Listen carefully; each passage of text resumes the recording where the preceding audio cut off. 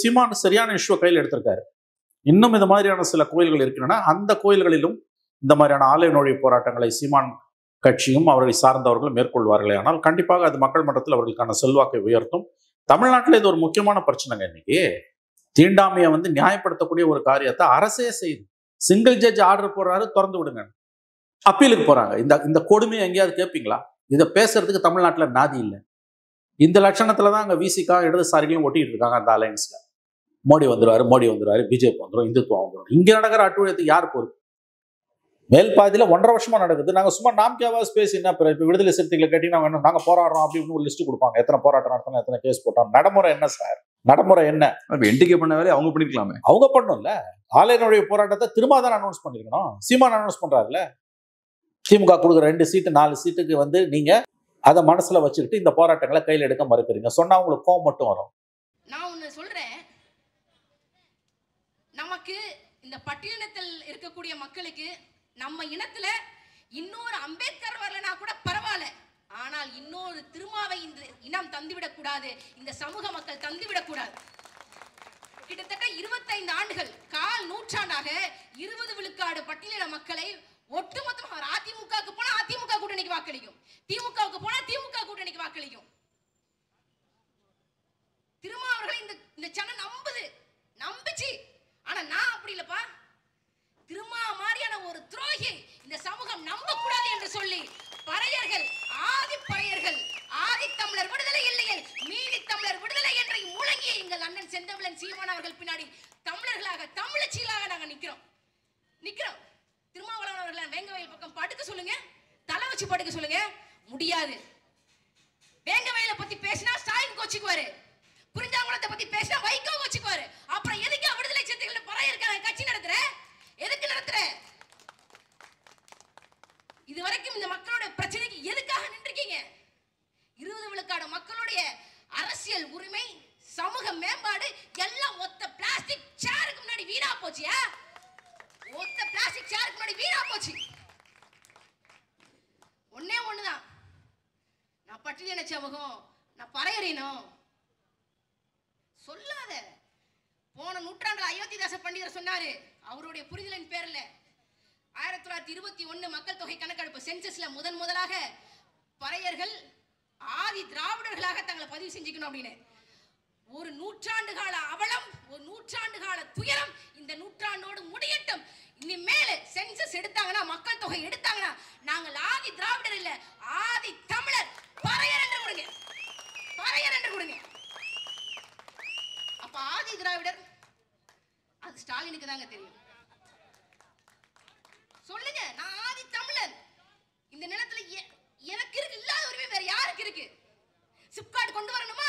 பட்டியலின மக்களுடைய விளைநிலங்கள் மேலதான் கொண்டு வர. இங்க இருக்கக்கூடிய பரந்தூர் விமான நிலையம் பட்டியலின மக்களுடைய விளைநிலங்கள்ல தான் இருக்கு. ஏன் புரிஞ்சுக்க மாட்டேங்கிறீங்க? 20 விழுக்காடு வாக்கு, 20 விழுக்காடு வாக்கு இத வச்சுக்கிட்டு தான் திமுக காரணம், அதிமுக காரணம் மாறி மாறி நம்மளை கொள்ளையடிக்கிறான், மாறி கொள்ளையடிக்கிறான். இந்த திமுக ஆட்சி வந்து இந்த 4 ஆண்டுகள்ல 20 மருத்துவ மாணவர்கள் என்னால நீட் படிச்சு பாஸ் பண்ண முடியல, என்னால மருத்துவர் ஆக முடியும்னு சொல்லி தற்கொலை செஞ்சு செத்து போயிருக்கான். 20 பேர் செத்து போயிருக்கான். அந்த 20 பேருடைய ரத்தத்திலையும் அந்த 20 பேருடைய இறப்பிலையும் திமுகவுக்கு வாக்களிச்ச அத்தனை பேருடைய பங்கு இருக்கு. படிக்க முடியலன்னு சொல்லி ஒருத்தர் செத்து போறாங்க இந்த ஆட்சியில. உதயநிதி ஸ்டாலின் சொன்னாரு, ஒரு செங்கல் எடுத்துக்கிட்டு, நீட் தேர்வு அளிக்கிற ரகசியம் எனக்கு தான் தெரியும் அப்படின்னு. நான் சொல்றேன், நீட் தேர்வுக்கு ஒரே ஒரு ரகசியம் தான் இருக்கு, அது ஊரறிஞ்ச ரகசியம். திமுகவையும் அதிமுகவையும் முடிச்சு விடுங்க, நீட் தேர்வு தமிழ்நாட்டில் வராது. இதுவரைக்கும் வாக்களிச்சீங்க, உங்களால என்ன செய்ய முடிஞ்சது? கச்சத்தீவை மீட்க முடிஞ்சதா? ஊழல் குறைஞ்சதா? கேட்டா சொல்லுவான், பாஜகவை திமுக தான் எதிர்க்கிறது, கிழிக்கிறது. டாஸ்மாக்ல மட்டும் 1 லட்சம் கோடி ஊழல். நம்ம கிட்ட சொல்லுவாங்க 1000 கோடி ஊழல்.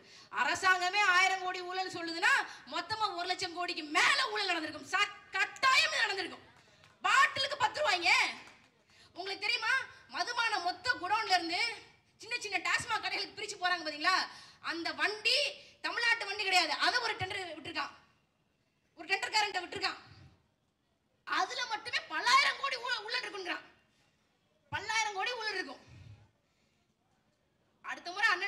சீமான் அவர்கள் ஆட்சி அமைத்தால் திமுக காரர்களுடைய ஊழலை விசாரிப்பதற்காக மட்டுமே தனி அமைச்சகம் போட வேண்டியது இருக்கும்.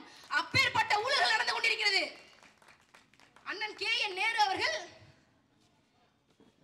எத்தனையோ சவரனாங்க. ஏன் அத்தனை தங்கத்தை நீ சேர்த்து வச்சு என்னையா பண்ண போற? சாகும்போது 6 அடி தான்யா, யாரா இருந்தாலும் 6 அடி தான். தங்கத்தை சேர்த்துலாம் புதைக்க மாட்டாங்க. இத்தனைக்கும் உங்க தம்பி கே.என். ராமஜெயம் அவருக்கு நான் ஏற்பட்ட விதி, அவருக்கு ஏற்பட்ட நிலைமை உங்க கண்ணு முன்னாடி நீங்க பார்த்திருக்கீங்க. இருந்தாலும் நீங்க இதை சொல்றீங்க அப்படின்னா இது எப்பேற்பட்ட கேவலமான ஒரு ஊழல் மிகுந்த இதுலலாமா ஊழல் பண்ணுவாங்க. எங்க அக்கா கௌரி அக்கா நீங்க சொன்னாங்க இந்த மாதாவரத்துல சுடுகாட்டுல ஊழல் பண்ணிட்டானாங்க. யோ நீ செத்தா கூட அங்கதான் ஏன் போய் புதைக்கணும்? நீ இப்ப ஒன்றிய செயலாளர் இருக்கும்போது நீ அதுல ஊழல் பண்ண அப்படின்னா நீ செத்தா நீ உன் உடலை எப்படி அந்த மண்ணு தாங்கும்? எப்படி தாங்கும்? இதெல்லாம் படிச்சுட்டு இருக்கும் போதுங்க எனக்கு சிங்கப்பூரினுடைய தலைவர் லீ குவான் யூ அவர்கள் பத்தி கொஞ்ச நாளுக்கு முன்னாடி நான் படிச்சேன். லீ குவான் யூ நமக்கு தெரியும். ஒரு காலத்துல சிங்கப்பூர் வந்து பன்றிகளின் தொழுவமாக இருந்தது. எப்படி இருந்தது? பன்றிகள் நடமாடக்கூடிய தொழுவமாக இருந்தது. மக்கள் முழுக்க சீக்கு பிடிச்சிருந்தாங்க. சுத்தம் இல்ல, சுகாதாரம் இல்ல, சுத்தம் இல்ல, சுகாதாரம் இல்ல, மருத்துவ வசதி சரியா இல்ல. மக்கள் சீக்கு பிடிச்சிருந்தான். பன்றி தொழுவத்துல வாழ்ந்துகிட்டு இருந்தான்.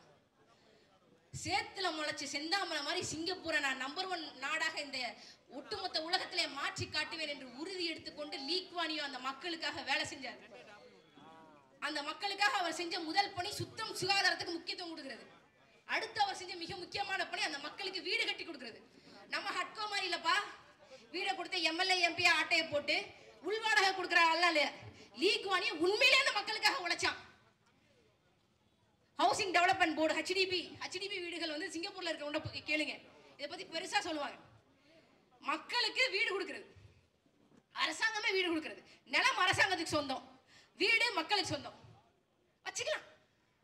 அந்த ஹவுசிங் டெவலப்மெண்ட் போர்டோட அமைச்சர் வாங் அப்படிங்கிறவர், அந்த வாங் வந்து ஒரு தவறு செஞ்சுறாரு. கட்டிட வேலை செய்யக்கூடிய 2 கம்பெனிகள் கிட்ட இருந்து $50,000 வந்து கையூட்டு வாங்கிட்டு அந்த கம்பெனிகளுக்கே வந்து கட்டிடம் கட்டுவதற்கான அனுமதியை கொடுத்துறாரு. இது புகார். இது உண்மையா இல்லையாங்கிறது இது வரைக்கும் தெரியாது. ஆனால் இந்த புகார் வருது. வீட்டு வசதி துறையினுடைய அமைச்சர் கட்டிட நிறுவனங்களுக்கு $50,000 வாங்கி கொண்டு அனுமதி வழங்கிட்டாங்கிறது ஒரு குற்றச்சாட்டு. லீ குவான் யூ இந்த குற்றச்சாட்டை விசாரிங்க என்று சொல்லி அனுமதி கொடுத்துட்டார். அந்த அமைச்சர் வாங்க லீ குவான் யூவை பார்க்கணும், என் தரப்பு நியாயத்தை சொல்லணும் என்று பரித வச்சிருக்கிறார். ஆனா கிட்டத்தட்ட 10 நாட்களாக லீ குவான் யூ பார்க்கவே இல்லை. ஊழல் அமைச்சரை, ஊழல் குற்றச்சாட்டு உள்ள அமைச்சரை சிங்கப்பூரின் தலைவன் லீ குவான் யூ ஏறெடுத்து கூட பார்க்கல. ஒரு அதிகாலையில அந்த வீட்டு வசதித்துறை அமைச்சர் வாங்கு ஒரு ஆசியாவின் ஜென்டில்மேனாக எனக்கான தண்டனையை நானே கொடுத்துக் கொள்கின்றேன் என்று சுட்டு தற்கொலை பண்ணி இறந்து போயிடான். ஊழல் குற்றச்சாட்டு வந்த அமைச்சர் தற்கொலை செய்து கொண்டு இறக்கிறான். ஊழல் குற்றச்சாட்டு உள்ள அமைச்சரை அந்த நாட்டின் தலைவன்